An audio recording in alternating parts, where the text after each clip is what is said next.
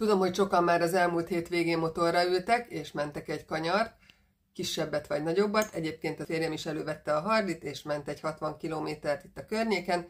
Ilyenkor ugye nálunk az szokott lenni, hogy vagy visszük a gyerekeket is, vagy az egyikünk motorozik csak, míg a másik a gyerekekkel van, de ez már nem sokáig tart, mert már kezdenek kamaszodni, és nem annyira kíváncsiak ránk, úgyhogy lassan itthon lehet őket hagyni. Az én szezonkezdésem egyelőre ott tart, hogy rendet csináltam a garázsban, és megoldottam, hogy most már csak egy járművet kelljen eltologatni, hogyha ki szeretnék állni a motorral. Ez is már egy előrelépés nekem. Én nagyon örültem neki, a bicikliket elpateroltuk, úgyhogy jöhet a szezon. Hogy készülsz a szezonra? Te is gurultál hétvégén? Írd meg hozzászólásban, merre jártál. De akkor nézzük, hogy ezúttal mivel készültem nektek.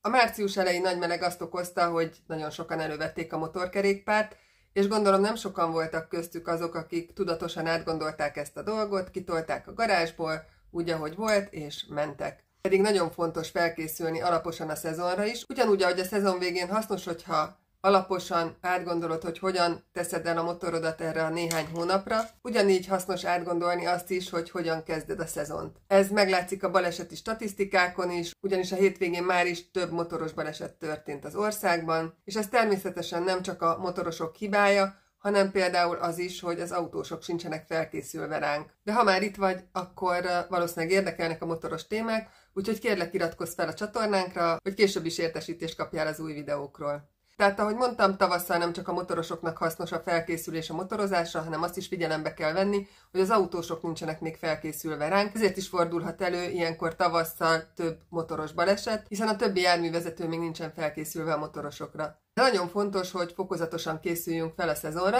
ezért is kezdtem el március 1-én a naptári tavasz beköszöntével egy motoros kihívást, ami 30 napig tart, és 30 napon keresztül végigmegyünk azon, miket kell megtenned ahhoz, hogy alaposan felkészülj a szezonra. Ilyenkor szezon elején nem csak a motorodat kell felkészíteni, hogy műszakilag megfeleljen a forgalomban való részvételre, hanem magadat is tréningezni kell. Ha hiszed, ha nem motoroztál télen is, akkor elvesztetted a rutinodat, sőt, még a motorozáshoz szükséges izmaid is leépültek, amennyiben nem sportoltál rendszeresen. De még ha sportoltál is, nem valószínű, hogy olyan speciális gyakorlatokat végeztél, amelyek a motorozáshoz kellenek. Velem például előfordult már olyan sok-sok évvel ezelőtt, hogy az első nagy motorozásom alkalmából, amikor Szlovéniába mentünk raftingolni, ez volt abban az évben az első hosszabb motoros túrám, és azt, hogy 600 kilométert le kellett húzni egyhuzamban az autópályán, igazán megérezte a testem. Akkor tanultam meg, hogy melyek azok az izmok, amelyek a motorozás közben dolgoznak, bár ez függhet attól is, hogy milyen a motorodon az üléspozíció.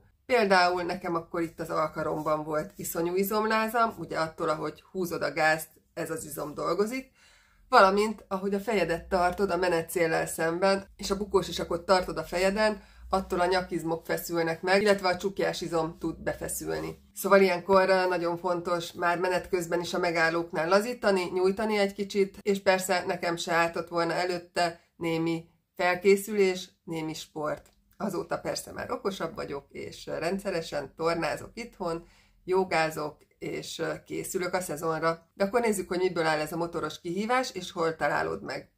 A kihívást a közösségi oldalakon tettem közzé, mivel többen jelezték, hogy nem mindegyik közösségi oldalon vannak jelen, így most egyszerre 3 helyen teszem közzé a videókat, minden nap körülbelül 1 perces videót találhatsz, amelyikben mindig kapsz egy feladatot az adott napra, és hogyha ezeket elvégezted, akkor hozzászólásban jelezheted, hogy készen vagy, és készülsz a szezonra te is. Ezek a közösségi csatornák pedig a következők, a TikTok, az Instagram és a Facebook oldalunk. Te melyiket használod ezek közül? Hadd okuljak belőle, hogy melyik az, amelyik a leghasznosabb. De akkor nézzük, hogy milyen témákat érintünk ebben a motoros kihívásban a 30 nap alatt. A kihívás már megy március 1-e óta, de ezek olyan témák, amelyeket érdemes mindig elejétől átnézni, úgyhogy bármikor előveheted ezeket a témákat. Az első 7 témája természetesen a motorkerékpár átvizsgálása, hogy műszakilag megfelel-e a közlekedésre. Ilyen például a gumik átvizsgálása, a fékek ellenőrzése, az olaj és az olajcsere, valamint az izzók ellenőrzése, és persze minden olyan más apróság, ami a szemed ügyébe kerül. Te ezeket a szezonelei ellenőrzéseket egyedül csinálod, vagy szakemberre bízod? Írd meg hozzászólásban. A második hét témája a védőfelszerelések ellenőrzése, mint például a bukósisak, a ruházat, a protektorok, a cipő átnézése és amennyiben szükséges javítása, vagy az új vásárlásának a célkitűzése. Azok, akik már sokkal előrébb járnak a szezonra való felkészülésben, valószínűleg már a február végi motorkiállításra tudták, hogy milyen felszerelésekre lesz szükségük,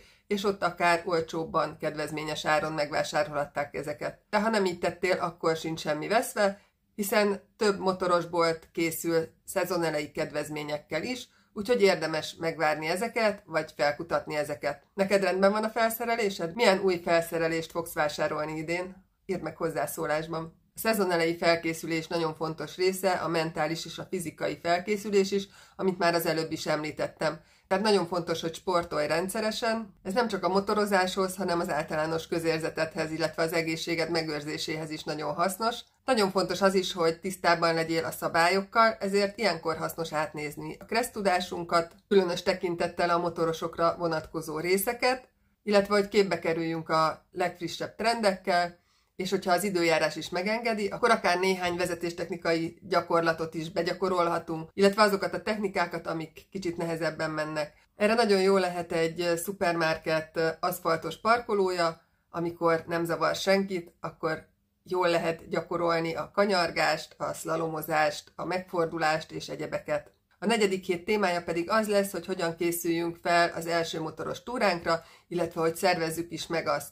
Neked vannak motoros társaid, akikkel rendszeresen motorozol? Ha nincsenek és nő vagy, akkor ajánlom figyelmetbe a Csajok a Motoron zárt Facebook csoportját, illetve a csamklub.hu fórumunkat, ami nyitott a férfiak számára is. Esetleg bármilyen kérdésed van motorozással kapcsolatban, akkor ott mindig találsz motorosokat, akik szívesen segítenek, válaszolnak, illetve ezen a felületen blogot is írhatsz, akár megírhatod a felkészülésednek a részleteit. Éppen hogy állsz a motorozásra való felkészülésben, illetve hogy merre motoroztál, ha már motoroztál idén, vagy ha bármilyen kérdésed van, akkor ott a tagok mindig szívesen segítenek. Használod a csamklub.hu-t? Írd meg hozzászólásban. Ha úgy gondolod, hogy számodra is hasznos lehet ez a kihívás, akkor csatlakozz. Ahogy említettem, a Facebookon, az Instagramon, illetve a TikTokon is megtalálod a kihíváshoz kapcsolódó videókat, illetve ott adhatsz visszajelzést is, hogy hol tartasz a kihívásban. Ne feledd, egy kis felkészüléssel rengeteg kellemetlenséget elkerülhetsz.